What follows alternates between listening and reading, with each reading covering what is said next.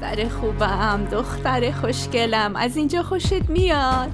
دیگه گریه نکنی یا بازی دوست داری؟ آره؟ چی کار داری میکنی؟ همینطوری آوردمش اینجا. برو ببینم. بدش به من. گفتم برو دیگه. گفتم برو. همینطوری آوردمش. بچه‌مو بده بهم. کوچیکه. گفتم برو. نزدیک نشو. بچه رو ولش کن.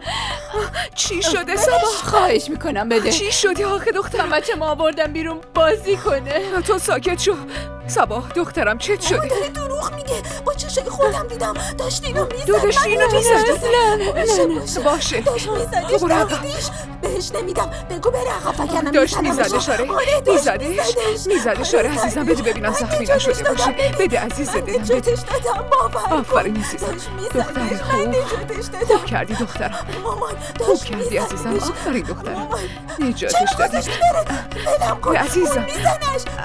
باشه عزیزم. باشه کریم. چی شده؟ دخترم چه شده؟ آروم باش دخترم چه شده؟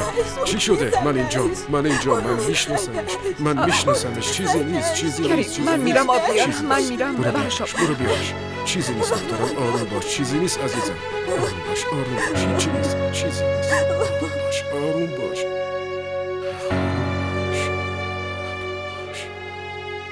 خانم یه کاری کنید. حسابمو تصفیه کنید. چی میگی صابره؟ اون که نمیخواست دخترتو بخوره. از کجا معلوم؟ اون دیوونه است. صابره دختر من دیوونه نیست، فهمیدی؟ خانم جون الکی دلتون رو خوش نکنید.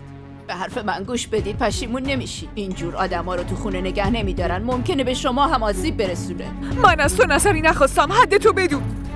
حسابتو تصفیه میکنم و زود از اینجا گم میشی میری. دیگه نمیخوام ریخت تو ببینم اینجا. فهمیدی؟ باشه میرم. منم دیگه نمیخوام تو همچی خونه ای کار کنم. دیوونه رو گذاشتن خونه.